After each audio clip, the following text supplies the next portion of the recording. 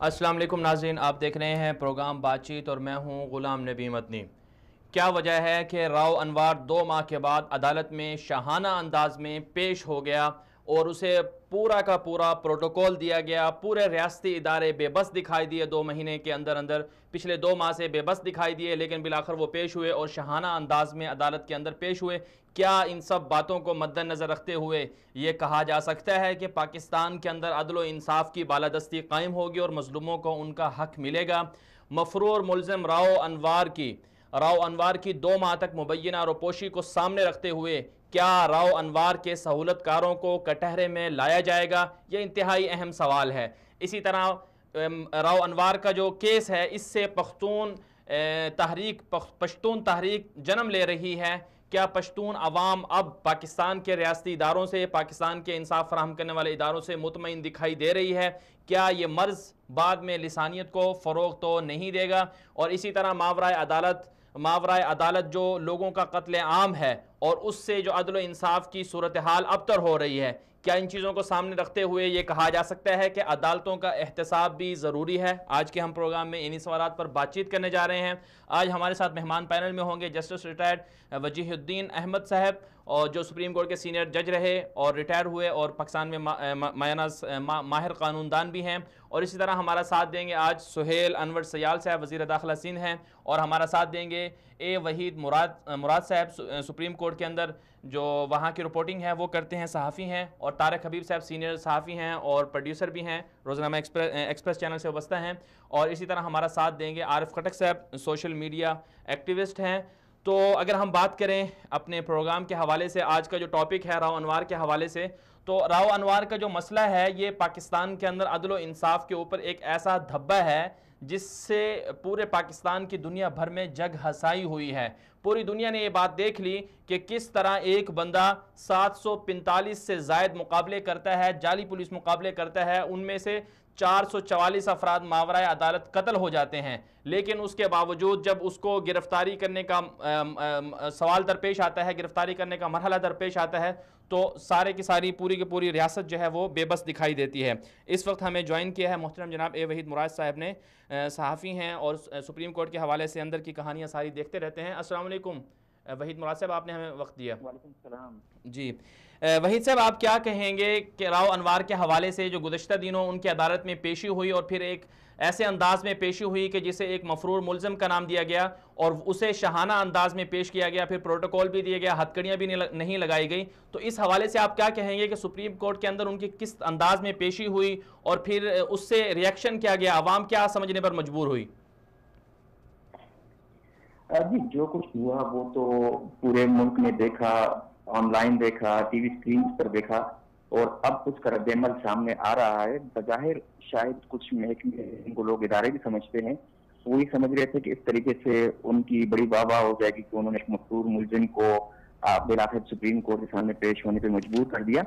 लेकिन यहाँ इस पेशी से सवाल बहुत ज्यादा उठ गए हैं। जब तक वो मफरूर थे उस वक्त तक लोग चीमगोइयां कर रहे थे, लोग खुल के नहीं बात कर रहे थे, लोग कुछ इशारे कर रहे थे, कुछ उंगलियां उठा रहे थे कुछ महकमों की जानिब। लेकिन अब वो बात बिल्कुल यकीनी हो गई है कि ये किन लोगों के पास था और जिस तरीके से सुप्रीम कोर्ट में पेश किया गया और फिर जिस तरीके से आपने कहा कि उसको प्रोटोकॉल दिया गया और उसको कराची ले जाया गया, तो ये तमाम वो चीजें हैं जो लोगों सामने आ चुकी हैं। इस मुल्क के लोग इतने बाशऊर हैं कि वो समझते हैं, वो पहचानते हैं उन चेहरों को जो जितने भी खुफिया हों, जितने भी छुपे हुए हों, अब वो बेनकाब हो चुके हैं। मुल्क के वजीर दिफा ने जिस तरह आप एक टीवी चैनल पे ये बात की है कि जब रियासत ने अपना इख्तियार इस्तेमाल किया तो तब उसको पेश होने पर मजबूर किया। लेकिन मुल्क के लोग इस वजीर दिफा से ये पूछने का हक रखते हैं कि रियासत बताए कि वो अब तक किन लोगों के पास था। जब मुल्क का मुंसफ आला ये बताने में, ये पूछने में नाकाम रहा है कि वो किन लोगों के पास था और कैसे उसको पेश किया गया, क्या डील हुई, ये बज़ाहिर ऐसा लग रहा है, लोगों को ये दिखाई दे रहा है कि ये डील हुई है कोई, तो वो कौन से अवामिल थे, वो कौन से अनासिर थे जिनके पास था और जिस तरीके से उसको पेश किया गया और अब जिस तरीके से उसका ट्रायल किया जा रहा है, तो ये इससे बहुत ज्यादा शकूक व शुबहात पैदा हुए हैं और लोग सवाल पूछने का हक रखते हैं। लोग अगर ये समझते हैं कि ये महसूद ट्राइब को या कबाइल को मुतमईन करने की कोशिश है, तो मेरे ख्याल से वो इसमें नाकामी हुई है, बहुत सख्त रद्द-ए-अमल सामने आ रहा है। लेकिन दूसरी जानिब خواہ وہ محسوس قبائل ہو، خواہ کراچی کے کام شہری ہو، خواہ پورے ملک پاکستان میں کہیں کوئی شہری ہو، اگر اس طرح ماورائے عدالت سے قتل کیا جاتا ہے تو ان تمام لوگوں کے حقوق برابر ہیں. ملک کا آئین اس کی اجازت دیتا ہے کہ تمام لوگوں کے ساتھ یکساں سلوک کیا جائے. یہ تحفظ، یہ یقین، یہ گارنٹی دیتا ہے ملک کا آئین کہ سارے لوگ قانون اور آئین کی نظر میں برابر ہیں. تو جب ایک مفرور ملزم جو 2 مہینے بعد سپریم کورٹ کے سامنے پیش ہوتا ہے اور اس کو وہاں سے کہا جاتا ہے کہ گرفتار کیا جائے، عدالت کے باہر سے گرفتار کیا جائے، تو اس کو جس طریقے سے لے کے جایا جاتا ہے اور پھر جس طریقے سے کراچی میں پیش کیا جاتا ہے عدالت میں، تو یہ تمام وہ چیزیں ہیں جو لوگوں کے سامنے آئی ہیں اور اس پہ سوال اٹھ رہے ہیں. اس میں ایک چیز یہ بھی ہے کہ اب ٹرائل بھی لوگ کہہ رہے ہیں کہ مشکوک ہے. اس کی وجہ یہ ہے کہ جب سندھ میں زرداری صاحب کی حکومت ہے اور زرداری صاحب نے پچھلے دن ایک ٹی وی انٹرویو میں اس کو ایک بہادر بچہ قرار دیا تھا، راؤ انوار کو، اور اس وقت بہادر بچہ قرار دیا جب اس کے خلاف وہ مفروض تھا اور اس کے خلاف قتل کے الزامات ہیں. تو ایسی صورت میں کون یہ سمجھ سکتا ہے کہ ایک ٹرائل غیر جانبدار یا شفاف یا آزاد ہوگا؟ جی، تو جب یہ ان کی پیشی ہوئی عدالت میں تو عدالت نے اس حوالے سے کوئی سوال نہیں اٹھایا کہ اس کو اسپیشل کیوں پروٹوکول دیے گئے، اسے ہتھکڑیاں کیوں نہیں لگائی گئی، یا بعد میں جب گرفتاری کا حکم دیا گیا تو اس وقت عدالت کی طرف سے ایسا کوئی سوال یا ایسے کوئی ریمارکس نہیں آیا کہ اس کو ہتھکڑیاں لگا کے لے کے جایا جائے؟ ابھی عدالت نے تو اپنے حکم میں یہ کہا کہ ان کو حراست میں لیا جائے اور عدالت کے باہر سے، یہ خصوصی طور پر حکم نامے میں لکھا گیا کہ عدالت کے باہر سے حراست میں لیا جائے، کیونکہ ہوتا یہ ہے جو ملک کی سب سے بڑی عدالت ہے تو یہاں سے لوگوں کو جو آئین اور قانون ہے اس کے مطابق براہ راست نہیں گرفتار کیا جانا چاہیے. یہ روایات بھی نہیں ہے، لیکن ابھی شروع ہو گیا ہے کچھ لوگوں کو سپریم کورٹ کے کمرہ عدالت نمبر 1 کے باہر سے بھی گرفتار کیا گیا، ان کو ہتھکڑی بھی لگائی گئی. جس طرح پچھلے دنوں جو وقف بورڈ کے چیئرمین تھے، جب ان کو ملک سے باہر سے لایا گیا تو ان کو عدالت کے کمرہ نمبر 1 کے باہر سے ہتھکڑی لگائی گئی، ان کو لے جایا گیا. تو یہ ایک خصوصی وہ تھا کہ جس طریقے سے راؤ انوار کے ساتھ سلوک کیا گیا. شاید اس کی کچھ لوگ توجہ بیان کرتے ہیں، جواب یہ دیتے ہیں کہ وہ بہت زیادہ ان کو خطرہ ہے، ان کی جان کو وہ ٹارگٹ ہو سکتے ہیں، ان کو مارا جا سکتا ہے. اس لیے دوسری طرف ہم نے یہ بھی دیکھا کہ سپریم کورٹ نے محسود قبائل کو یا ان کے جو بڑے تھے ان کو یہ کہا، خاص طور پر نصیر محسود اور ان کے چچا کو، کہ آپ ان کو کوئی نقصان نہیں پہنچائیں گے، آپ یقین دہانی کرائیں عدالت کو. تو یہ بھی ایک اچنبے کی بات تھی کہ سپریم کورٹ کی ملک کی سب سے بڑی عدالت ہے وہ ایسے لوگوں سے جو خود ایگریڈ پارٹی ہیں، جو متاثرین ہیں. متاثرین سے آپ کیسے کہہ سکتے ہیں کہ آپ اس کی زندگی کا تحفظ کریں اور آپ اس کو کوئی نقصان نہیں پہنچائیں گے، جبکہ وہ اب پولیس کی کسٹڈی میں ہے، پولیس کی حراست میں ہے، ریاست ذمہ دار ہے اس کے تحفظ کی. تو ایک شہری کو جو خود اس کا متاثر ہے اس شخص کا، اس سے یہ کہا جا رہا ہے کہ آپ اس کے تحفظ کو یقینی بنائیں گے، نہ پہنچے. تو اس جو سہولت کار ہیں اس حوالے سے عدالت نے کوئی سوال نہیں اٹھایا، اسے گرفتار کرنے کے حوالے، سہولت کاروں کا پتہ لگانے کے حوالے سے کوئی اس طرف پیش رفت ہوگی یا نہیں ہوگی؟ اس طرف سے تو اب پیش رفت نہیں ہوگی، کیونکہ سپریم کورٹ نے یہ معاملہ نمٹا دیا ہے، ختم کر دیا ہے. اس سے پہلے ان کے راؤ انوار کے پیش ہونے سے پہلے سپریم کورٹ کے چیف جسٹس نے یہ کہا تھا کہ اب اگر وہ پیش نہیں ہوتا تو جس کے سہولت کار ہیں وہ بھی بچ نہیں پائیں گے، ہم ان کو بھی پھر ان کا بھی حساب کریں گے یا ان سے بھی حساب دیں گے. جب یہ بات سامنے آئی تھی تو پھر تھوڑا سا دباؤ بڑھا تھا اس شخص کو پیش کرنے کے لیے. تو جب وہ پیش ہو گئے تو اس کے بعد سے پوچھا گیا کہ تم تو بڑے بہادر بنے پھرتے تھے تو 2 مہینے کہاں رہے، لیکن اس سے پھر بات آگے نکل گئی. اس سے ان کا جواب نہیں آنے دیا گیا کہ وہ آگے سے کیا جواب دیتے ہیں. حالانکہ یہ بہت اہم نقطہ تھا کہ ان سے پوچھا جاتا کہ وہ اسی ملک میں، اسی شہر میں اور ملک کے دارالحکومت میں وہ مقرور رہے اور 2 مہینے وہ کس جگہ رہے، کن لوگوں نے ان کو سہولت فراہم کی کہ وہ چھپے رہیں اور ریاست کے یا قانون کے شکنجے سے وہ اس کے مقابلے میں وہ ڈٹے رہیں اپنی کمین گاہ میں. وہ کمین گاہ جہاں کہیں بھی تھی اس کا پتہ لگایا جانا ملک کی سب سے بڑی عدالت کے لیے بہت ضروری تھا. لیکن کچھ چیزیں ایسی ہیں اس ملک میں کہ جس پہ لوگ سمجھتے ہیں کہ سمجھوتا کر لیا جاتا ہے، اور یہی سمجھوتا جو ہے اس ریاست کے لیے، اس ملک کے شہریوں کے لیے، ان کے بنیادی حقوق کے لیے بڑا خطرناک ثابت ہو رہا ہے. تو آپ کے خیال میں آپ کیا سمجھتے ہیں کہ کوئی جو مظلوم ہیں نقیب اللہ کے لواحقین، ان کو انصاف مل پائے گا اور جو راؤ انوار کو گرفتار کیا گیا اس کے حوالے سے جو اس کی سزائیں ہیں وہ اس کو مل پائیں گی، اس کو بری کر دیا جائے گا، معاملہ جو ہے نیچے والے لوگوں پر ڈال دیا جائے گا؟ دیکھیں اس کیس میں اس وقت بھی تقریباً کچھ 12 سے 14 لوگ ابھی تک مفرور ہیں، جو حوالدار یا ہیڈ کانسٹیبل درجے کے پولیس اہلکار ہیں وہ ابھی تک مفرور ہیں. یہ 10 سے 11 لوگ گرفتار ہوئے ہیں راؤ انوار سمیت. 25 سے 26 لوگ نامینیٹڈ ہیں، نامزد ہیں اس ایف آئی آر میں. اور دوسری طرف اس بات یہ بھی ہے کہ راؤ انوار کے خلاف کئی مقدمات دیگر لوگوں نے بھی درج کیے، درخواستیں دی، لیکن سپریم کورٹ نے کوئی درخواستیں انٹرٹین نہیں کی. سپریم کورٹ نے ان لوگوں کو کہا, ان کے وکیلوں کو کہا کہ آپ نیچے جائیں اس کے ساتھ. صرف اب راؤ انوار کے خلاف وہ کیس چلے گا سپریم کورٹ کے حکم پر جو نقیب محسود کے قتل کا مقدمہ ہے وہ چلے گا. دوسری طرف جہاں سے تک اس سوال کا تعلق ہے کیا انصاف مل پائے گا, تو ابھی تک ہم اس ملک میں انصاف ہوتے دیکھنے میں جو ہے وہ کامیاب نہیں ہو پائے. جو شاہ رخ جتوئی ایک قتل کیس تھا, جو شاہ رخ جتوئی نے قتل کیا تھا شیخ کا, اس کے بعد جو شاہزید کے والدین تھے, حالانکہ وہ ڈی ایس پی سطح کے افسر تھے, لیکن ان کو بھی سمجھوتا کرنے پہ مجبور کر دیا گیا. حالانکہ دوسری طرف کوئی اتنی بڑی وہ نہیں تھی, کوئی ایسی طاقتیں نہیں تھی, لیکن سندھ کے ایسے لوگ تھے جن کے پاس پاور تھی, جو اختیار و اقتدار کے کوریڈورز میں تھے یا ان کے پاس پیسہ تھا, تو انہوں نے مجبور کیا جو مقتول کے والد تھے, ان کی بہنیں اور ان کی والدہ کو کہ سمجھوتا کیا جائے, اور سمجھوتا کر دیا گیا. پھر سپریم کورٹ کو دوبارہ نوٹس لینا پڑا جب وہ معاملہ دوبارہ سپریم کورٹ میں آیا, اور اب دوبارہ وہ بھیج دیا گیا ہے. تو اس طرح کی صورتحال ہمیں لگتی ہے کہ یہاں بھی کچھ طاقتور جو حلقے ہیں وہ راؤ کو بچانے کی, جو لوگ اس کو 2 مہینے تک محفوظ رکھ سکتے ہیں سپریم کورٹ ملک کی سب سے بڑی عدالت سے, اس کو پناہ میں اپنی رکھ سکتے ہیں, تو وہ ان لوگوں کے لیے کوئی مشکل نہیں ہے کہ وہ نقیب محسود کے خاندان پہ دباؤ ڈالیں یا اس ٹرائل کو متاثر کر لیں اور اس کو بچا لیں. تو آپ نے اس پورے معاملے کو آپ نے دیکھا بھی اور سپریم کورٹ میں دیکھتے بھی رہتے ہیں, تو آپ کیا سمجھتے ہیں کہ جو سہولت کار ہیں یا جو لوگ طاقتور ہیں جن کا آپ نے ذکر کیا, وہ کیا ایک مخصوص حلقے سے تعلق رکھتے ہیں, یا پولیٹیشین بھی ہیں اور ادارے بھی ہیں, یا کچھ اور لوگ بھی ہیں؟ تو کون لوگ ہیں, آپ کو نظر آئے کوئی اس طرح کی چیزیں؟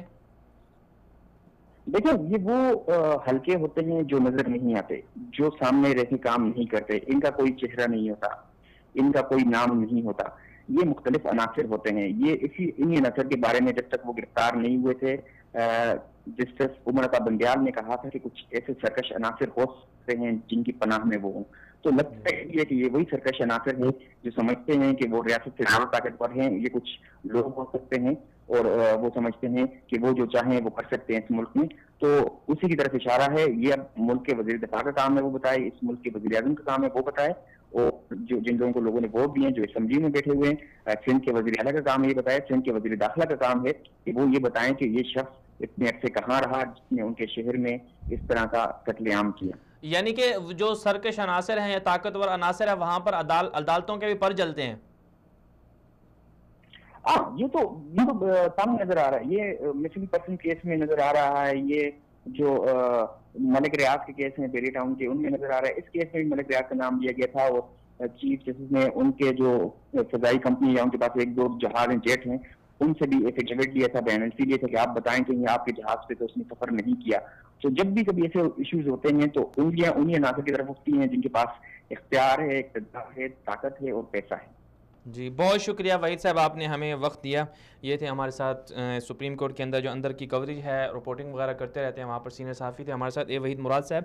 انہوں نے بالکل زبردست باتیں کہیں کہ کچھ عناصر ایسے ہیں جو طاقتور ہیں, اور وہ طاقتور اس قدر طاقتور ہیں وہاں پر کہ وہاں پر عدالتوں کے بھی پر جلتے ہیں, وہاں پر قانون نافذ کرنے والے اداروں کے بھی پر جلتے ہیں, اور وہاں پر وزیر اعظم اور جو منتخب لیڈر ہیں, حکومتی نمائندے ہیں, ان سب کے پر جلتے ہیں. یہ کتنے افسوس کی بات ہے کہ پاکستان کے اندر جہاں عدل و انصاف کی بالادستی ہونی چاہیے تھی, پھر سوال یہ کیا جاتا ہے دنیا میں کہ ہمارے پاکستان کے بارے میں کہ پاکستان کے اندر دہشت گردی ہوتی ہے, بدامنی ہوتی ہے, فساد ہوتا ہے. یہ سب چیزیں وہ ہیں جس سے پاکستان کا امیج جو ہے دنیا کے سامنے خراب جاتا ہے, تصویر جو ہے پاکستان کی وہ خراب جاتی ہے. اب سوال یہ ہے کہ عوام کیوں نہیں اپنے حقوق کے لیے باہر نکلتی, کیوں نہیں جو انصاف فراہم کرنے والے ادارے ہیں ان کو مجبور نہیں کرتی کہ ہمیں انصاف چاہیے. تو یہ عوام کا بھی کام ہے, عوام اس سلسلے میں بہت پیچھے ہے. اس وقت ہمیں جوائن کیا ہے طارق حبیب صاحب نے, سینئر صحافی ہیں. السلام علیکم طارق صاحب, بہت شکریہ آپ نے ہمیں وقت دیا. وعلیکم السلام. جی طارق صاحب, آپ راؤ انوار کے حوالے سے آج ہم بات کر رہے ہیں, تو آپ کیا سمجھتے ہیں کہ راؤ انوار کو جس طرح سے پیش کیا گیا 2 مہینے کے بعد, وہ کہاں غائب رہے, کن کے پاس تھے, سہولت کار کون تھے, سہولت کاروں کے خلاف کیا مقدمہ چلے گا یا نہیں چلے گا, اور پھر ان کو پروٹوکول دیا گیا شاہانہ انداز میں, اب بھی جو جسمانی ریمانڈ دیا گیا ہے 30 روزہ, اس حوالے سے بھی کہا جا رہا ہے کہ ان کو سب چیزیں سہولیات میسر ہیں. تو آپ ان ساری چیزوں کو سامنے رکھتے ہوئے اس حوالے سے آپ کیا کہنا چاہیں گے؟ دیکھیں, یہ بات تو بالکل کلیئر ہے کہ یہ بات تو سامنے آ گئی ہے کہ راؤ انوار صاحب جو ہے وہ انفلوئنشل پرسن کے پاس تھے, بااثر شخصیات کے پاس تھے, بااثر اداروں کے پاس تھے. اس کی وجہ یہ ہے کہ یہ جس طرح ان کا ہوا ہے کہ یہ سامنے آیا ہے, تو پہلے تو یہ سامنے آ ہی نہیں رہے تھے. جب عدالت نے واضح طور پہ یہ کہا کہ جو سہولت کار ہیں ان کے خلاف بھی کارروائی کی جائے گی، تو اور ان کے جو ہے وہ فوری طور پہ گرفتار کیا جائے. تو آئی جی سندھ صاحب نے جو ہے وہ کراچی سے یہاں آئے، انہوں نے آ کر اسلام آباد میں جو ان کی فوٹیج بنی تھی وہ فوٹیج حاصل کی.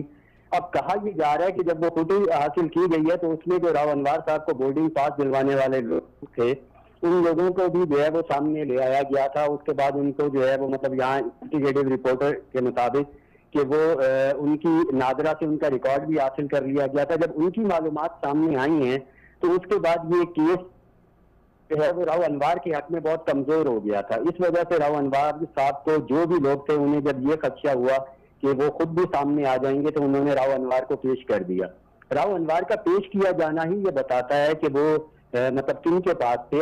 راؤ انوار عدالت میں اس جگہ آ کے رکے کہ جہاں شاید ہمارے پی ایم بھی ابھی تک نہیں آئے، ان کی گاڑی اس جگہ پر آ کے رکی. اب وہاں پہ پہلے شروع کیا جاتا ہے رجسٹرار کو گاڑی اندر لانے کے لیے اور اس کے بعد ایس ایس پی سکیورٹی دروازہ کھلواتے ہیں. راؤ انوار صاحب آئے ہیں، ایس ایس پی سکیورٹی نے دروازہ کھلوایا ہے، تو اس کا مطلب ہے انہیں پہلے سے اطلاع تھی. ایسا نہیں ہوا کہ راؤ انوار اچانک اٹھے ہیں، وہ آئے ہیں اور انہوں نے گرفتاری دے دی ہے. پھر جب وہ آئے ہیں تو وہ مکمل پروٹوکول میں تھے. تو یہ چیزیں ثابت کرتی ہیں کہ یہ مطلب اتنا سمپل کیس نہیں ہے جتنا ہمیں دکھایا جا رہا ہے یا دکھانے کی کوشش کی جا رہی ہے. وہ بااثر لوگوں کے پاس تھے اور شاید وہ بااثر ہاتھ ہی ہیں، خفیہ ہاتھ ہی ہیں جو انہیں محفوظ رکھنا چاہتے ہیں. راؤ انوار صاحب آئے ہیں، انہوں نے عدالت میں درخواست کی ہے کہ ان کے اثاثے بحال کر دیے جائیں، اکاؤنٹس بحال کر دیے جائیں. ان کے اکاؤنٹس بحال ہو گئے، انہیں کراچی شفٹ کر دیا جائے. پھر آف دی ریکارڈ ایک چیز جو ہے وہ مختلف چیزیں سامنے آ رہی ہیں جو لازم بات ہے آف دی ریکارڈ ہونے کے باعث ہی انہیں ڈسکس نہیں کیا جا سکتا، لیکن کافی تلخ حقائق ہیں وہ. اب معاملہ یہ ہے کہ وہاں سے جب وہ کراچی آئے ہیں انہیں عدالت میں پیش کیا گیا ہے. آپ دیکھیں کہ اس طرح جو ہے وہ پروٹوکول کسی منسٹر کا بھی نہیں ہوتا، وزیر اعلیٰ کا بھی شاید نہ ہو. جس طرح راؤ انوار کو پروٹوکول دے کے عدالت لے جایا گیا ہے، وہاں سے وہ بڑے اطمینان سے وہ جو ہے دفتر بند میں بیٹھے ہیں، انہیں وہاں سے واپس لے کے آیا گیا اور پھر رات کو میڈیا یہ خبر چلی ہے کہ انہیں گھر منتقل کر دیا گیا. تو آپ کیا سمجھتے ہیں طارق صاحب کہ جب یہ اس قدر طاقتور شخص ہے اور اس کے پیچھے اتنے سارے لوگ لگے ہوئے ہیں تو کیا پھر عدالتوں سے یہ توقع رکھنی چاہیے، کیا عوام یہ توقع رکھ سکتی ہے انصاف فراہم کرنے والے اداروں سے کہ انہیں حقوق مل جائیں گے، انہیں انصاف مل جائے گا، اور کیا اس ملزم کو اس کے بارے میں جو کیس چل رہا ہے اس کا صحیح طرح سے فیصلہ ہو جائے گا، انصاف ملے گا لواحقین کو؟ دیکھیں یہاں پہ ہم ٹیکنیکل کچھ چیزوں میں غلطی کرتے ہیں. ہم ڈائریکٹ جو ہے وہ عدالتوں کو بلیم کرنا شروع کر دیتے ہیں. ٹھیک ہے، ہو سکتا ہے عدالتوں میں بھی خامیاں ہیں کہ بھائی اتنے لاکھ جو ہے وہ کیسز پینڈنگ پڑے ہوئے ہیں، لیکن کچھ چیزیں دیکھنے کی یہ ہیں کہ جو لوگ عدالت میں انہیں پیش کریں گے کیا وہ ایک مضبوط کیس بنا کر دیں گے اس کے خلاف. عدالت میں جو فیصلہ کرنا ہوتا ہے وہ کیس اور شواہد پر کرنا ہوتا ہے. وہ ثبوت جو عدالت کو دکھائے جائیں گے ان کی بنیاد پر عدالت فیصلہ کرے گی. 30 نومبر کو انکوائری کمیٹی بنائی گئی تھی اظہار کے کیس میں، اس میں جو ہے وہ انہیں بری کیا، انہیں اس کمیٹی میں کلین چٹ دی گئی. اب وہ کلین چٹ ایسے دی گئی کہ اے ڈی خواجہ کو جبری رخصت پہ بھیج دیا گیا تھا، پھر انہیں کلین چٹ دی گئی. اس کے بعد 2018 31 جنوری کو سینٹ کمیٹی نے واضح طور پہ کہا تھا کہ 5 سال میں جتنے انہوں نے مقابلے کیے ہیں سب کی تحقیقات ہوں گی. ہمیں وہ تحقیقات ہوتی ہوئی کہیں نظر نہیں آ رہی. کمیٹی نے واضح طور پہ کمیٹی کو نسرین جلیل نے کہا کہ بھائی یہ بااثر شخصیات انہیں تحفظ دے رہے ہیں، وہ تو واضح طور پہ کہہ چکی ہیں. ان باتوں پر کوئی ایکشن نہیں ہو رہا، ان کو جو ہے وہ تحفظ فراہم کیا جا رہا ہے. جب ایک کمزور کیس بنا کے عدالت کے سامنے پیش کیا جائے گا تو آپ خود بتائیں کہ عدالت کیسے اس کے اوپر انہیں سخت سزا دے سکتی ہے. معاملہ یہ ہے کہ 444 نوجوانوں کا معاملہ ہے، 444 نوجوانوں کا انکاؤنٹر ہوا ہے. اس میں دہشت گرد بھی ہوں گے، اس میں ملزم بھی ہوں گے، لیکن یہ کون فیصلہ کرے گا کہ وہ ملزم ہے؟ انہوں نے جو دہشت گردوں کو ان کے دعوے کے مطابق جن دہشت گردوں کو انہوں نے مارا ان سے جو چیزیں برآمد کی، ہینڈ گرنیڈ، ان سے اسلحہ برآمد کیا، جب اس کے حوالے سے ایک کیس میں جج نے ان سے پوچھا کہ وہ ساری چیزیں کہاں ہیں تو انہوں نے کہا کہ وہ نہیں پیش کر سکتے. ابھی مطلب جو چیزیں ان کے خلاف جا رہی ہیں وہ پیش نہیں ہو سکتی. تو آخر جب آپ ایک کمزور کیس بنا کے دیں گے تو عدالت اس کے اوپر کیسے فیصلہ کرے گی؟ عدالت ان کو کیسے سزا دے گی؟ تو طارق صاحب کمزور کیس کرنے میں تو پھر لوگ بھی تو ملوث ہیں نا. کہا جا رہا ہے کہ ان کے اپنے ہی جو پیٹی بند بھائی ہیں وہ کمزور کر رہے ہیں چیزوں کو، اور جو طاقتور لوگ ہیں جو ان کے پیچھے تھے وہ بھی جو شواہد ہیں ان کو مٹانا چاہ رہے ہیں. تو اور لیکن اس سے پہلے اگر ہم دیکھیں تو راؤ انوار نے خود ایک دفعہ اپنے اس میں اقرار کیا تھا کہ وہ دہشت گرد تھا اور اس کا شناختی کارڈ بھی جعلی پیش کیا تھا، وہ شروع کی جو معاملات ہیں. تو پھر اب کیسے ہم کہہ سکتے ہیں کہ بھئی راؤ انوار جو ہے وہ اس کے شواہد وہ مقابلے میں شامل نہیں تھا، وہ اس کے جو ماتحت لوگ تھے انہوں نے جا کے اس کو قتل کیا، تو شواہد بھی ضائع ہو رہے ہیں اور ماضی کا ریکارڈ بھی عجیب طرح سی باتیں کرتا ہے. اس میں تو بہت دلچسپ چیزیں ہیں. اس میں یہ دیکھیں کہ ایک کراچی کا معروف اخبار ہے جسارت اخبار، اس کا ایک کرائم رپورٹر تھا، جو بعد میں ایک اور کراچی کا اخبار ہے امت اخبار، اس کا کرائم رپورٹر تھا. اسے انکاؤنٹر میں راؤ صاحب نے مارا اور کلیم کیا کہ جی یہ دہشت گرد ہے. 3 مہینے پہلے اس کو اس کے گھر سے اٹھایا گیا تھا، جس کی خبریں بھی چلی تھی اور عدالت میں بھی ریٹ اس کی داخل کی ہوئی تھی. اسی طرح جو ہے وہ تقریباً 2 درجن سے زیادہ کیسز ہیں جو عدالت میں اس ٹائم بھی چل رہے ہیں، جو لوگ مارے گئے اور ان کی اغوا کیے جانے کی پہلے سے جو ہے وہ سپریم کورٹ میں کیسز چل رہے ہیں. اسی طرح جب نقیب کو اٹھایا گیا تو ان کی آپ جو ان کے دوست جو چھوٹ گئے ہیں، جو راؤ انوار کے ہاتھوں مارے جانے سے بچ گئے، وہ بتاتے ہیں کہ انہیں پہلے سے اٹھا لیا گیا تھا اور بعد میں راؤ انوار نے انکاؤنٹر میں انہیں مار دیا. راؤ انوار صاحب شناختی کارڈ پیش کر رہے ہیں، وہ بھی جعلی ہے، چیزیں پیش کر رہے ہیں وہ بھی جعلی ہے. تو انٹرسٹنگ چیز تو یہ ہے، یہ بھی راؤ انوار کا کمال ہے کہ ہمارے اہل تشیع مقصدہ فکر جو ہے اس کا طالبان سے، اس کا ان چیزوں سے دور دور تک کا واسطہ نہیں. اور راؤ انوار کو ہی یہ کریڈٹ جاتا ہے کہ ایک اہل تشیع نوجوان کو قتل کر کے طالبان کمانڈر ظاہر کر دیا. یہ سندھ قومی محاذ جسکم جو ہے وہ تنظیم ہے جو راؤ انوار صاحب کی ملیر کے علاقے میں بہت زیادہ ایکٹیو ہے.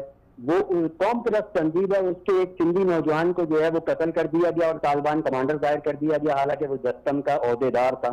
تو یہ اس طرح کے کارنامے راؤ انوار صاحب کے کھاتے میں ہیں. لیکن میں پھر وہی بات کروں گا کہ جب ان کے پیٹی بند بھائی انہیں بچانے کی کوشش کریں گے، کمزور کیس بنائیں گے، تو یہ سب کچھ ہم جانتے ہونے کے باوجود دیکھیں گے کہ راؤ انوار صاحب چھوٹ جائیں گے. عدالت میں ثبوت پہ، شواہد پہ فیصلہ دینا. جب ثبوت شواہد نہیں ہوں گے، کیس کمزور ہوگا تو عدالت مجبور ہوگی اسے چھوڑنے کا. تو جو اس کے پیٹی بند بھائی ہیں وہ جو کیس بنا رہے ہیں، جو نئی جے ٹی کمیٹی بھی بنی ہے، اس میں بھی سنا ہے کہ ان کے اپنے پولیس افسران ہی شامل کیے گئے ہیں. تو اس کا مطلب کیا ہوا کہ یہ جو کمیٹی بنائی گئی یہ بھی غلط ہے، یہ اس کو بچانے کی کوشش کریں گے؟ نہیں، غلط تو ہم نہیں کہہ سکتے نا. کمیٹی تو بالکل بنی ہے، کمیٹی بنے گی. مسئلہ یہ ہے کہ کمیٹی ان کی پسند سے، مطلب ان کی مرضی سے بنائی گئی ہے، تو لازم بات ہے یہ وہ کوشش کریں گے کہ وہ لوگوں جو انہیں فیور دیں. لیکن اس کیس میں ایک بالکل علیحدہ چیز یہ شامل آئی ہے کہ یہ کیس ایسا ہوا ہے کہ جس میں ہمارے قبائلی علاقوں میں ایک شعور کی لہر دوڑ گئی ہے. قبائلی علاقوں کے نوجوانوں کا سب سے زیادہ نقصان ہوا. کراچی میں رہنے والے قبائلی علاقوں کے نوجوان سب سے زیادہ مارے گئے راؤ انوار کے ہاتھوں. یہ لہر ایسی اٹھی ہے کہ جس میں جو ہے وہ ایک، آپ نے خود دیکھا کہ پختون جو ایک جرگہ بیٹھا کراچی میں، پھر ایک پختون ریلی نکلی جو پورے قبائلی علاقوں سے ہوتی ہے، اسلام آباد میں آگے بیٹھ گئی اور اتنی پرامن ریلی کہ اسلام آباد میں وہ اتنے دن بیٹھے رہے ہیں اور ایک پتا تک نہیں ٹوٹا.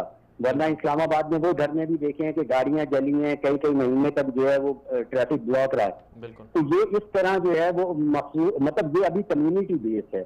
تو پھر کمیونٹی اس کے کر رہی ہے. اس طرح لوگ جاگنا شروع ہو گئے ہیں. تو یہ ہو سکتا ہے کہ اس دباؤ کی وجہ سے یہ ایک ٹیسٹ کیس بن جائے، اور ٹیسٹ کیس بننے کی وجہ سے ہی عدالت جو ہے وہ، اگر کوئی غلط رپورٹ پیش کی گئی تو ہو سکتا ہے کہ عدالت اس کے اوپر ایکشن لے. بہرحال ہم اسے ایک ٹیسٹ کیس ضرور قرار دے سکتے ہیں، عدالت کے لیے بھی، عوام کے لیے بھی، اس کمیونٹی کے لیے بھی، اور خود پولیس افسران کے لیے بھی جو اس طرح کے جعلی مقابلوں میں انوالو ہوتے ہیں. تو عوام کو اس میں کیا کرنا چاہیے؟ جو جیسے آپ نے ابھی ذکر بھی کیا کہ جو پشتون عوام نکلی ہوئی ہے باہر، ایک لہر چلی ہوئی ہے، تو اگر ثبوت یا شواہد ضائع کیے جا رہے ہیں یا پھر اگر ان کے خلاف فیصلہ نہیں ہوتا ہے، ان صحیح طرح سے ٹرائل نہیں ہوتا ہے اور ان کو بچا دیا جاتا ہے، تو پھر آپ کیا سمجھتے ہیں کہ ملک میں انتشار پھیلے گا اور اس سے پھر قتل و غارت گری بڑھے گی؟ نہیں دیکھیں، ایسی بات نہیں ہے. معاملہ یہ ہے کہ آپ یہ دیکھیں کہ جب نقیب کا معاملہ اٹھا تو اس سے پہلے یہ مطلب 400 سے زیادہ نوجوانوں کو مار چکے تھے مقابلوں میں، اور اس کے بعد نقیب کا کیس ہوا تو ان کے خیال میں یہی تھا کہ نقیب کیس بھی دب جائے گا اور خاموشی سے کسی کو پتہ بھی نہیں چلے گا. سوشل میڈیا ایک ایسا اسٹرانگ پلیٹ فارم کے طور پہ سامنے آیا ہے کہ جس کی آواز کو دبانا کسی بھی جگہ ممکن نہیں ہے. بلکہ اگر ہم انٹرنیشنل لیول پہ مصر میں دیکھیں، شام میں دیکھیں، تو وہاں پہ جو بڑی بڑی تحریکیں اٹھی ہیں وہ سوشل میڈیا کی بنیاد پہ اٹھی ہیں. اس کا آپ ایک ہلکا سا مظاہرہ نقیب کے کیس میں پاکستان میں دیکھ سکتے ہیں. نقیب اللہ شہید کا جو کیس اٹھا ہے وہ سوشل میڈیا کی بنیاد پہ اٹھا ہے. یہ کیس اٹھا اور اس کیس نے پورے پاکستان میں ایک ہلچل مچا دی. آج یہ کیس سامنے آیا. اگر اس کیس سے فیصلہ جو ہے وہ عوام سمجھتے ہیں کہ وہ ان کی توقع کے مطابق نہیں ہوا، تو جس طرح ہم نے اپنی عدالتوں کو آج متوجہ کیا ہے، ہم نے اپنی عدالتوں کو احتجاج کے ذریعے عوام نے جس طرح متوجہ کیا ہے، اگر کیس کا فیصلہ جو لوگ اسے بچانا چاہتے ہیں وہ لازمی طور پہ اسی لیے بچانا چاہتے ہیں کہ وہ ان کے رازوں سے بھی واقف ہے. تو وہ اگر اس طرح کے لوگ اسے بچاتے ہیں تو پھر ہمارے عوام جو ہے وہ آ سکتے ہیں سامنے، اپنا احتجاج ریکارڈ کرا سکتے ہیں، بیٹھ سکتے ہیں اکٹھے ہو کے جو ہے وہ سامنے اسی طرح دھرنے کی صورت میں جو بھی ایک جمہوری طریقہ ہے احتجاج کا، اس طریقے سے احتجاج کر کے ارباب اختیار کو، عدالتوں کو اپنی جانب متوجہ کر سکتے ہیں کہ جی یہ فیصلہ اس طرح نہیں ہو رہا. ہمارا معاملہ یہ کہ ہماری یادداشت بہت کمزور ہے، اور ہم ایک معاملے کو اٹھاتے ہیں، اس کو اب رکھتے ہیں، اسے لے کے چلتے ہیں، لیکن جیسے کوئی اور ایشو آتا ہے ہم پہلے ایشو کو بھول کے دوسرے ایشو کی جانب لگ جاتے ہیں. ابھی آپ دیکھیں راؤ انوار کی انٹری جو ہے عدالت میں ایگزیکٹ اس دن ہوئی ہے جب ہماری ساری عوام پی ایس ایل میں لگی ہوئی تھی. وہ آتا ہے، وہ بحال ہو جاتا ہے، وہ واپس چلا جاتا ہے عدالت سے، وہ کراچی چلا جاتا ہے، کراچی سے اطلاعات کے مطابق وہ گھر شفٹ کر دیا جاتا ہے، اور یہ سارے معاملات ہوتے ہیں، اور ہماری عوام کا کمپلیٹ انٹرسٹ اس دن پی ایس ایل میں تھا. تو یہ بھی اتفاق، مطلب میں تو اسے اتفاق نہیں کہہ سکتا کہ یہ سارے واقعات ان دنوں میں ہوتے ہیں جس دن کوئی عوام جو ہے اس کی توجہ کسی اور طرف مبذول ہوتی ہے. تو بات یہ ہے کہ اگر ہماری عوام پوری طرح ان چیزوں کو فالو کرے گی تو میں نہیں سمجھتا کہ کوئی بھی غلط ہاتھ جو ہیں وہ اپنے کسی بھی مضمون مقاصد میں کامیاب ہو سکتے ہیں. طارق صاحب آخر میں یہ بتائیے گا کہ ان کو بچانے والے لوگ کون ہیں؟ کہا جا رہا ہے کہ زرداری صاحب نے بھی کہا تھا کہ بہادر بچہ ہے اور ان کی سپورٹ کر رہے تھے، تو کیا آپ سمجھتے ہیں کہ جو سندھ حکومت ہے وہ بھی کسی طرح اس کیس کے اوپر حاوی ہونا کوشش کر رہی ہے؟ جی دیکھیں، یہ سب سے پہلے تو یہ مطلب وہ کہتے ہیں کہ تحقیقات اگر کسی بھی کیس کی جائیں تو اس کو سب سے پہلے اس طریقے سے کی جاتی ہے کہ وہ فیور کس کو دی جا رہی ہے اور اس کیس سے فائدہ کس کو پہنچ رہا ہے، نقصان کس کو پہنچ رہا ہے. تو اگر ہم دیکھے جائیں تو سندھ حکومت سے پوچھا جانا چاہیے کہ ملیر میں اتنی طویل تعیناتی کس کے کہنے پر رکھی گئی ہے اس کی، اس کے بعد ملیر میں یہ کن کے اشاروں پر کام کرتے رہے ہیں. سننے میں تو یہ بھی آ رہا ہے کہ بحریہ ٹاؤن جو وہاں بنایا جا رہا ہے اس کے لیے زمینیں خالی کروانے کا ٹھیکہ بھی انہی کے پاس تھا، جو لازمی بات ہے بڑے لوگوں کے کہنے پر ہی تھا. تو اس کیس کی اگر شفاف انکوائری کی جائے تو بہت سے بڑے چہروں سے نقاب اترے گا، اور وہی بڑے چہرے اپنے چہرے چھپانے کے لیے اسے ہر حال میں بچانا چاہتے ہیں راؤ انوار صاحب کو. بہت شکریہ طارق حبیب صاحب، آپ نے ہمیں وقت دیا. ناظرین، جیسے آپ نے جانا کہ طارق حبیب صاحب بھی کہہ رہے تھے، سینئر صحافی تھے، وہ یہ کہہ رہے تھے کہ راؤ انوار کے ساتھ پیچھے بہت سارے لوگ جڑے ہوئے ہیں، ان کے پیچھے بہت بڑے بڑے لوگ ان کے ساتھ شامل ہیں. جب تک ہم ان بڑے لوگوں کے جو ان کے ساتھ پیچھے لگے ہوئے ہیں، جب تک ہم سب مل کر، پاکستان کی عوام مل کر جب تک یہ آواز نہیں اٹھائے گی کہ ظلم چاہے جو بھی کرے، عوام پر جو مرضی چاہے ظلم ڈھائے، سب کو ایک ہی نظر سے دیکھنا ہوگا اور سب کے ساتھ ایک ہی طرح کا فیصلہ کرنا ہوگا، تب تک جو ہے وہ انصاف نہیں ملے گا. اب راؤ انوار کے کیس میں کیا ہوا کہ جیسے کہ انہوں نے کہا کہ ایسے انداز میں اور ایسے دنوں کا اور ایسے وقت کا انتخاب کیا جاتا ہے جب عوام کہیں اور مگن ہوتی ہے. تو اب اس صورتحال میں عوام کو یہ چاہیے کہ جس چیز کو لے کر وہ اٹھے تھے، جس ظلم کے خلاف انہوں نے اپنا آواز بلند کی تھی، وہ اپنی اس چیز کو اور اپنے اس وقت کو اور اپنے اس کاز کو وہ نہ بھلائیں. کیونکہ اگر جب وہ بھلا دیں گے، جب یہ اس بات کو پس پش ڈال دیں گے تو اس سے ملزم کو فائدہ ملے گا. اور یہی بات ہے کہ جب ہم ایک کیس کو عام نارمل سمجھتے ہیں، وقتی طور پر ہم اس پر احتجاج بھی کر لیتے ہیں، آوازیں بھی اٹھا لیتے ہیں، لیکن پھر جب جیسے ہی ہم اس کو بھول جاتے ہیں یا دوسرا کوئی واقعہ ہو جاتا ہے ہم اس میں مشغول ہو جاتے ہیں، تو ظاہر سی بات ہے پھر ایک جب معاملہ ہو گیا تو پھر جب اس کو ہم چھوڑ دیں گے تو اس کے بعد دوسرا بھی معاملہ ہوگا، تیسرا بھی ہوگا. آج نقیب مرا ہے تو کل کوئی اور مرے گا، اس کے بعد کوئی اور مرے گا، تو سلسلہ چلتا رہے گا. اس سلسلے کو روکنے کا بنیادی طور پر جو طریقہ کار اختیار کرنا چاہیے وہ یہی ہے کہ ہمیں انصاف کے لیے کھڑا ہو جانا چاہیے. اس وقت ہمیں جوائن کیا ہے جسٹس ریٹائرڈ وجیہ الدین احمد صاحب نے، سپریم کورٹ میں کافی عرصہ خدمات بھی سر انجام دیتے رہے اور ماہر قانون دان بھی ہیں. السلام علیکم جسٹس صاحب، بہت شکریہ آپ نے وقت دیا ہمیں. وعلیکم السلام. جی جسٹس صاحب، آج ہم بات کر رہے ہیں پاکستان میں عدل و انصاف کے حوالے سے اور نقیب اللہ محسود قتل کیس کے حوالے سے اور راؤ انوار کی جو پیشی ہوئی ہے عدالت میں اس حوالے سے. جیسے صاحب پہلے تو آپ یہ بتائیے گا کہ راؤ انوار کے حوالے سے وہ 2 ماہ کے تک لاپتہ رہے اور پھر وہ عدالت میں پیش بھی ہوئے اور شاہانہ انداز میں پیش ہوئے اور عدالت نے سہولت کاروں کے حوالے سے کوئی پتہ بھی نہیں لگایا. تو آپ کیا سمجھتے ہیں کہ دو ماہ کا عرصہ، طویل عرصہ غائب رہنے کے بعد کیا اس عرصے میں عدل و انصاف کی عدالتوں کی توہین نہیں ہوئی، اور عدل و انصاف کے حوالے سے جو عوام کے اندر ایک تاثر تھا وہ منفی نہیں پیدا ہوا؟ جی آپ جو فرما رہے ہیں سچی ہے، لیکن پاکستان کے جو حالات ہیں یہاں پر جس طریقے سے ویسٹرن پاور ہیں وغیرہ شاہی کا سلسلہ ہے، تو ایک بات تو بالکل واضح ہے کہ راؤ انوار صاحب جو ہیں وہ سرکار کے لیے اتنا کچھ بھی کام کر رہے ہوں یا نہ کر رہے ہوں، لیکن جو اہم شخصیات ملک میں ہیں ان کے لیے یقیناً یہ کام کرتے رہے ہیں۔ تو ان حالات میں جبکہ رفیق اللہ محفوظ والا معاملہ سامنے آیا اور جس کو کہتے ہیں کہ وہ ڈے لائٹ مارکر تھا، اس میں کسی قسم کا کوئی شک نہیں ہے، اور اس میں جو باتیں سامنے آئی ہیں ان سے یہ معلوم ہوتا ہے کہ اس کا ایک پس منظر بھی تھا، اس کی ایک موٹیویشن بھی تھی، تو اس کے بعد ان کو پھر پالا کی گئی۔ اور یہ سندھ کے جو ہمارے آئی سی ہیں اے پی خواجہ صاحب، جی یہ ان کے کریڈٹ میں جاتا ہے اور ان کی ٹیم کے کریڈٹ میں جاتا ہے کہ انہوں نے ان کی جائے پناہ تلاش کری۔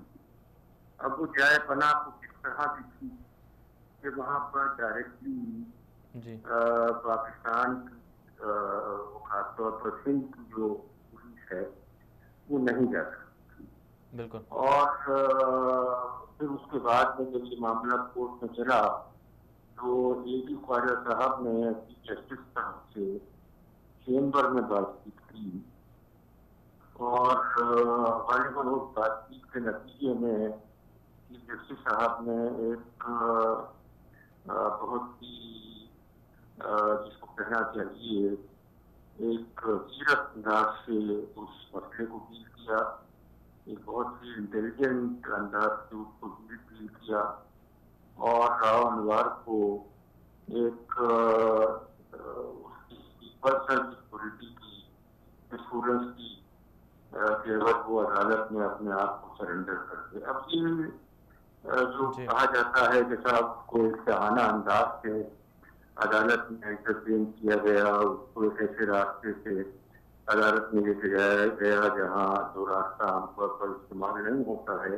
جی بات یہ ہے کہ یہ بندہ جو ہے یہ ایک بہت بڑا پرائز ہے، یہ بندہ جو ہے اس کے پاس ایک ٹریجر ٹروو ہے، اور یہ اس کا زندہ رہنا اور اس کے ذریعے سے جو اہم معلومات اس کے علم میں ہیں، اس کے ذہن میں محفوظ ہیں، ان کا نکالنا تو وہ ایک بڑی اہم بات تھی، اور اس کی وجہ سے یہ ساری جو پروٹیکشن ہے، اس کی سیکورٹی ہے، اس کی پروٹوکول ہے، وہ اس کو دی گئی۔ اب ایک چھوٹا سا حکم اس میں جو ہے وہ یہ ہے جی کہ اس بندے کے ساتھ جو تفتیش ہے وہ سندھ کے صوبے میں نہیں ہو سکتی، جی کیونکہ وہاں پر جو انفلوئنشل لوگ ہیں وہ ظاہر ہے اس کے معاملات میں انوالو ہیں اور یہ ہینڈ ان گلوز ہیں، تو اس کی تحقیق جو ہے وہ ایک انڈیپینڈنٹ اے آئی سی ہونی چاہیے۔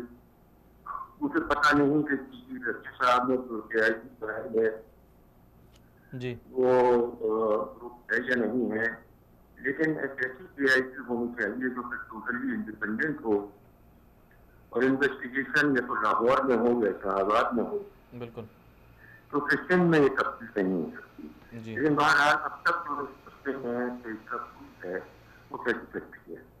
جسٹس صاحب آپ نے بالکل صحیح ذکر کیا کہ اس کے پاس بہت ایسی معلومات ہیں جس کی وجہ سے اس کو شاہانہ انداز سے پروٹوکول بھی دیا گیا، اور اس کی زندگی کو بچانے کے لیے شاید آپ نے کہا کہ اس وجہ سے اس کو ایسی جگہ تک رسائی دی گئی جہاں پر دوسرے لوگ بھی نہیں آ سکتے ہیں عدالت کے اندر۔ لیکن جسٹس صاحب اس سے عام عوام کے ذہنوں میں تو یہ تاثر جاتا ہے نا کہ عدالت ان کے ساتھ اور رویہ رکھتی ہے اگر وہ جرم کریں، اور جو دوسرا کوئی بڑا آدمی جرم کرے اس کے ساتھ کوئی اور رویہ رکھتے ہیں؟ تو یہی نتیجہ ہے کہ جب ہم دیکھتے ہیں کہ جو سیاسی کیس ہیں ان کی تو ہلچل ہے، جو سماجی ایشوز ہیں ان پہ کم کمپرومائز، کم ان کو سنا جاتا ہے، اس پہ فیصلے بھی بہت دیر سے آتے ہیں۔ تو اس ساری صورتحال کو آپ سامنے رکھتے ہوئے آپ کیا کہیں گے کہ انہیں ہتھکڑی بھی نہیں لگائی گئی جبکہ دیگر ملزمان کو ہتھکڑیاں بھی لگائی جاتی ہیں؟ پھر کراچی جب بھیجا گیا تو وی آئی پی لاؤنج میں ان کو پروٹوکول بھی دیا گیا، تو کیا یہ ہمارا قانون اس بات کی اجازت دیتا ہے کہ ہم جو ملزمان ہوتے ہیں ان کے ساتھ دوہرا رویہ برتیں، یا ان کے ساتھ ایسا رکھیں کہ غریب کے ساتھ کچھ اور قانون فیصلہ کرے اور جو امیر ہے اس کے ساتھ کسی اور طریقے سے ہم بیہیو کریں؟ دیکھیں، بات اصل میں یہ ہے کہ ہمارے ہاں تعلیم کا فقدان ہے، ہمارے ہاں جو ایک بیسک انٹیلیجنس ہوتی ہے تعلیم نہ ہونے کی وجہ سے اس کا فقدان ہے۔ جی، یہ بندہ صرف ایک ملزم نہیں ہے، ملزم تو اس کی جو ملزم والی حیثیت ہے وہ تو ثانوی حیثیت ہے، جی، یہ اصل میں ایک بہت بڑا گواہ ہے، جی، اور اس کی گواہی جو ہے اس کی پاکستانی ملک کے حساب سے، پاکستانی قوم کے حساب سے ایک بہت بڑی حیثیت ہے۔ تو لہذا اس شخص کو ڈیپتلی ہینڈل کرنا، اس شخص کو اس طریقے سے ہینڈل کرنا کہ اس سے وہ اہم معلومات ایکسچینج کی جا سکیں جو کہ اس کے ذہن کے اندر پوشیدہ ہیں، کٹی ہوئی ہیں، تو یہ ساری اسٹریٹجیز ہوتی ہیں۔ بات یہ ہے، میں اس مسئلے کے بارے میں جو سوچ رہا ہوں یا جو پاکستانی سپریم کورٹ جو اس مسئلے کے بارے میں سوچ رہی ہے، وہ ہم لوگ ایک عام آدمی کے طریقے سے نہیں سوچ رہے۔ ہم ایک جس کو کہتے ہیں کہ ایک ایکسپرٹ کے پوائنٹ آف ویو سے ان معاملات کو دیکھ رہے ہیں، جورسٹ کے حساب سے ان معاملات کو دیکھ رہے ہیں کہ اگر تو ہم نے بڑے ملزمان کو انفیئر کرنا ہے، اگر تو ہم نے بڑے بڑے جگادریوں کو قابو کرنا ہے، جی، تو یہ ہمارے لیے ایک راستہ ہے، ایک پیکج ہے، اور اس کو ہم نے بہت احتیاط سے اور بہت ڈیلیکیٹلی ہینڈل کرنا ہے۔ تو یہ ساری چیز جو ہے یہ عوام تک میڈیا کا کام ہے پہنچائے، کیونکہ عوام کا اتنا شعور نہیں ہے، میڈیا کا کام ہے کہ پہنچائے کہ بھائی ان معاملات کو ایسے مت دیکھو، یہ بڑے گہرے معاملات ہیں۔ کیا ممکن ہے کہ سندھ پولیس کی موجودگی کے اندر، اور جبکہ آئی جی نے ایک ٹیم بھی بنا دی تھی انویسٹیگیشن، تو یہ بندہ اس طریقے سے سندھ میں غائب ہو جائے اور آئی جی کچھ بھی نہ کر سکے؟ اور یہ کون سا آئی جی ہے؟ آئی جی وہ ہے کہ جس کی حکومت سندھ سے مستقل کنفرنٹیشن چل رہی ہے، اور وہ وہاں پر بیٹھا ہوا اس لیے ہے کہ نے اس کو اس کی پوزیشن کو سیف گارڈ کیا ہوا ہے۔ یہ تمام چیزیں سمجھنے کی ضرورت ہے۔ یہ پاکستان کے معاملات جو ہیں یہ کوئی آسان، اور دنیا کے معاملات کینیڈی کو اسیسینیٹ کر دیا گیا، کینیڈی کے بھائی کو اسیسینیٹ کر دیا گیا، آپ ملزم تک پہنچ سکے؟ آپ ملزم کو پہچان سکے؟ دنیا بہت آگے جا چکی ہے، یہ معاملات بڑے معاملات ہوتے ہیں اور ہر آدمی کی سمجھ میں نہیں آتے معاملات کی۔ جی جسٹس صاحب، جو سہولت کار ہیں 2 مہینے تک جو غائب رہے، یہ جن کے پاس تھے، سہولت کاروں کا بھی کیا احتساب ہوگا؟ ارے بھائی، سہولت کار کی ہی بات کر رہا ہوں، بات کو سمجھنے کی کوشش کیجیے۔ میں سہولت کار کی ہی بات کر رہا ہوں۔ سہولت کار کون ہے؟ سہولت کار وہ لوگ ہیں کہ جن کے لیے یہ آدمی کام کرتا رہا ہے۔ جی، سہولت کار وہ ہے کہ جن کے ایما کے اوپر اس بندے نے قانون کو مختلف اوقات کے اوپر اپنے ہاتھ میں لیا ہے۔ بالکل، تو وہ سہولت کار کو معمولی لوگ ہیں۔ ذرا آپ سوچیں، ذرا معاملات کو یہی نکال کے سوچیں۔ میں نام تو لے نہیں سکتا نا، وہ تو مناسب چاہیے میرے لیے، وہ آدمی یہاں موجود چاہیے کہ میں اس کے سامنے اس کا نام لوں۔ بالکل۔ जस्टिस साहब और चलिए, आप जानते हैं मैं क्या बात कर रहा हूँ। जी जी बिल्कुल जस्टिस साहब, बिल्कुल आपका पॉइंट आ गया। जस्टिस साहब आखिर में ये बताइएगा कि जो सुप्रीम कोर्ट के अंदर केसेस वगैरह चलते हैं, उनमें जो अभी ताज़ा रिपोर्ट आई है, कहा जा रहा है कि बहुत से केस पेंडिंग में होते हैं, और कोई ऐसे केसेस भी होते हैं कि जिनमें बाप दायर करता है लेकिन पोते आके उनका फैसला सुनते हैं। तो इस हवाले से आप क्या कहेंगे कि हमारे अदालती सिस्टम को कैसे हम बेहतर बना सकते हैं कि वक्ती और जल्द से जल्द फौरी इंसाफ मुहैया करने के तरीका सामने आ जाए और आवाम को फौरी इंसाफ मिल जाए? देखें, बात असल में ये है कि पाकिस्तान में जितने भी इदारे हैं, जी, जितने भी इंतजामी इदारे हैं, वो सारे के सारे ओवर स्टाफ हैं। जरूरत से ज्यादा वहां पर अमला मौजूद है। सिर्फ एक अदलिया ऐसा इदारा है जो अंडर स्टाफ है, जहां पर ना जजेस हैं, जहां पर ना पैरा जुडिशियल स्टाफ है।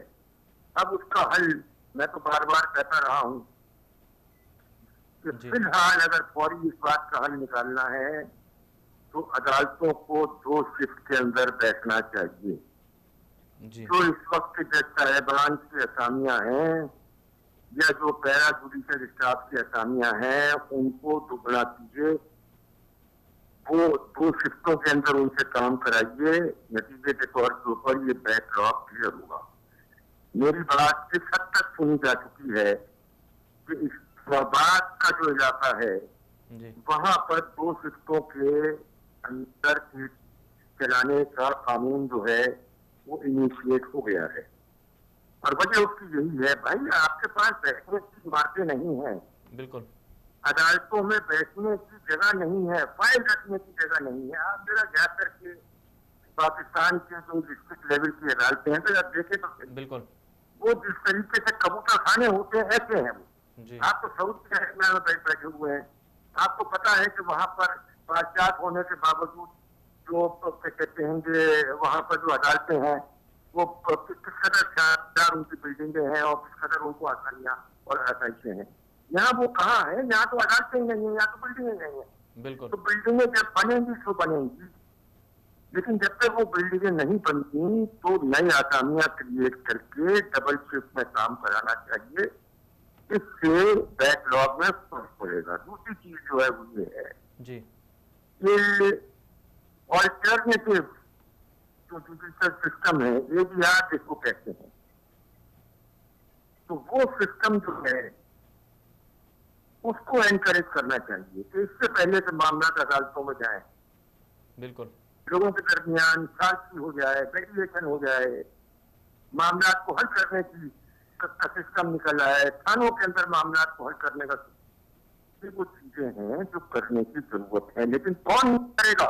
बिल्कुल। पाकिस्तान में तो अफसरान जो है वो जेबें भरने में लगेगी। पाकिस्तान में तो अफसरान जो है वो कुर्सियों से चुप के बैठे हैं, बिल्कुल जैसे सरेस से कुर्सी चिपक जाती है, अलग हो ही नहीं सकता वो। या तो कुर्सी टूटेगी या बंदा टूटेगा। ये बड़े बड़े पुरखतर हालात हैं यहाँ पर, बहुत तवज्जो करने की जरूरत है। उस पर बहुत सारे लोग काम कर रहे हैं, आप जैसे लोग, मीडिया के लोग भी काम कर रहे हैं। इंशाल्लाह उनके नतीजे बेहतर होंगे इंशाल्लाह। जस्टिस साहब बहुत शुक्रिया, आपने हमें वक्त दिया। ये थे हमारे साथ जस्टिस वजीहुद्दीन अहमद साहब, बहुत ज़बरदस्त बातें कर रहे थे। उनका ये कहना था कि अवाम पाकिस्तान के अंदर अदल व इंसाफ की बालादस्ती उसी वक्त होगी जब हम अदालतों को ऐसे मौक़े फ़राहम करेंगे कि वो आज़ादाना तरीके से, शफ़ाफ़ तरीके से ट्रायल कर सकें और केसों को सुन सकें। पाकिस्तान के अंदर अगर हम बात करें कि अदालतों के हवाले से हमने उनसे पूछा तो वो ये कह रहे थे कि पाकिस्तान में अदालतों की कमी है, अदालतें कम हैं, और वहाँ पर जो मातहत अदालतें होती हैं, ज़िली सतह पर जो अदालतें होती हैं, उनकी कमी है, वहाँ पर लोग नहीं बैठ सकते। तो ये भी एक बहुत बड़ा मसला है जिसकी वजह से अदालतों में बहुत सारे केस पेंडिंग में पड़े हुए हैं। राव अनवार के हवाले से उन्होंने एक अपना एक नुक्ता नज़र पेश किया कि दरअसल उनको इसलिए ये सब कुछ शाहाना अंदाज से या उन्हें जो इम्तियाजी सलूक उनके साथ बरता गया कि वो एक ऐसे गवाह हैं जिसके जो बड़े बड़े जो मुजरिम हैं या मुलजिम हैं उनको सामने ला सकते हैं। शायद इसी वजह से अदालत ने उन्हें खुसूसी बर्ताव उनके साथ किया ताकि उनका जो केस है वो चल सके और उसके बाद जो असल उनके पीछे जो मुलजिमान हैं या मुजरिमीन हैं वो सामने आ सकें। اللہ کرے ایسا ہی ہو جیسا کہ جسٹس صاحب کہہ رہے تھے. اس وقت ہمیں جوائن کیا ہے محترم جناب عارف خٹک صاحب نے. السلام علیکم عارف صاحب, کیا بہت شکریہ آپ نے وقت دیا ہمیں. جی وعلیکم السلام, بہت بہت شکریہ. جی عارف صاحب, نقیب اللہ قتل کیس کے حوالے سے آج ہم بات کر رہے ہیں. آپ نے اس معاملے کو سب سے پہلے اٹھایا بھی صحیح, اور سوشل میڈیا پر بھی آپ لے کر آئے, اور وہاں پر آپ اس سارے سلسلے کو آپ دیکھتے رہے ہیں شروع سے اب تک. تو آپ کیا سمجھتے ہیں کہ راؤ انوار کے 2 ماہ کے بعد جب ان کی پیشی ہو رہی ہے عدالت کے اندر ہوئی, اور اس کے بعد جو ابھی سلسلہ آگے چل رہا ہے, تو کیا آپ سمجھتے ہیں کہ راؤ انوار کے اوپر جو الزامات ہیں وہ ثابت ہو جائیں گے, اور جو نقیب اللہ کے لواحقین ہیں انہیں انصاف مل جائے گا؟ دیکھیے جی, پچھلے 2 مہینوں سے جو پریکٹس رہی ہے سپریم کورٹ کی چیف جسٹس کی اور دوسری اداروں کی جو پرفارمنس ہے, اسے تو مجھے نہیں لگتا, کیونکہ یہ مجھے انتہائی بچکانہ قسم کا کیس لگ رہا ہے ذاتی طور پہ اگر میں اس کو دیکھوں. کیونکہ 2 مہینے سے آپ سپریم کورٹ کی چیف جسٹس کے کہنے پر آپ اس کو حاضر نہیں کر رہے, اور چیف جسٹس صاحب بغیر کسی بندے کو مخاطب کیے ہوئے بس وہ صرف نفاذی ہو رہی ہے, اور اچانک اس کو عدالت کے کھاتے سے بلکہ وہ خود آپ کے پاس پیش ہو جاتا ہے, احسان کر کے آپ کے پاس آ جاتا ہے.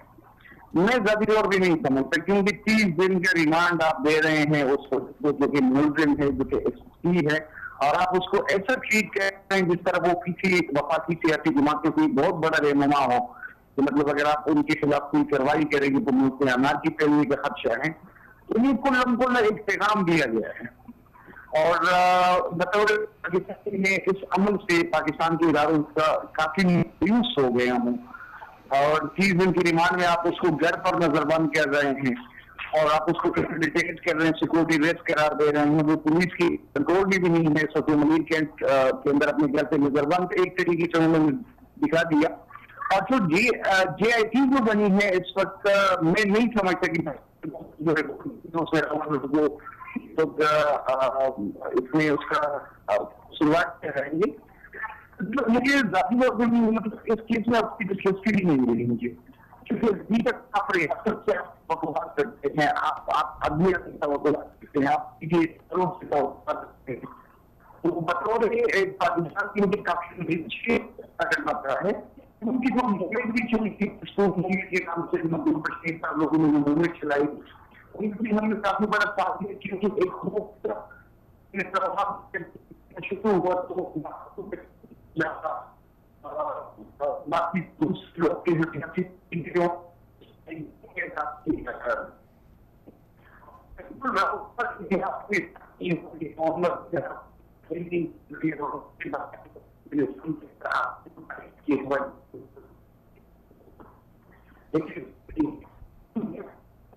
میں اس کے خلاف ہم نے پروٹیسٹ کیا تھا سول سوسائٹی کا, تو ہمارے ساتھ پورا پاکستان گیا تھا, جس میں ہمارے اردو اسپیکنگ کمیونٹی کی پنجاب کے لوگ تھے, بلوچستان کے لوگ تھے. آپ نے خود بھی دیکھا تھا کہ پورے پاکستان سے ہمیں ایک آواز مل گئی تھی. لیکن بعد میں جان بوجھ کر اس کیس کو ایک پشتون قومیت کی نظر کر دیا گیا, اور اس وقت آنر کے لیے گراؤنڈ کافی ہموار ہے, کیونکہ میں نہیں سمجھتا کہ سول سوسائٹی میں کوئی ایسا بندہ ہے یا کوئی ایسی شخصیتیں ہیں جو بڑھ کر اس میں عواموں کو فیس کر سکتے ہیں. اب دوسری بات یہ کہ راؤ انور کو اگر یہ لوگ مجرم قرار دیں گے تو ظاہر ہے کہ یہ لوگ پھر دوسرے آفیسرس کو ہائر نہیں کر سکتے. یہ بھی ان کے لیے بہت بڑا پیغام ہوگا آفیسر کے لیے جو پولیس پہ کام کر رہے ہیں, سیکورٹی پہ کام کر رہے ہیں, کیونکہ ان لوگوں نے اپنے ہینڈلرس ہوتے ہیں, یہ ہینڈل کرتے ہیں ان چیزوں کو. تو آپ کی بات کی طرف واپس آؤں گا کہ مجھے راؤ انور کیس سے مجھے کوئی امید نہیں ہے کہ اس سے نجیب المسعود کے ساتھ کوئی انصاف ہوگا. ہاں البتہ یہ ہو سکتا ہے شوٹر ہو گئے, امام اللہ مرد ہو گئے, جو چھوٹے چھوٹے افیسر لیول کے لوگ ہیں, ان کو قربانی کا بکرا بنایا جائے, لیکن راؤ انور کو ایک سیٹ تحصیل دے. تو عارف صاحب انصاف پھر کیسے دلوائیں؟ آپ جیسے کہہ رہے ہیں کہ انصاف نہیں ملے گا انہیں, تو پھر عوام کیسے پھر انصاف لے؟ اصل جو ملزم ہے اس کو پھر کیسے اس سے اس کے جرائم کا بدلہ لیا جائے؟ عوام اس کے لیے کیا کرے؟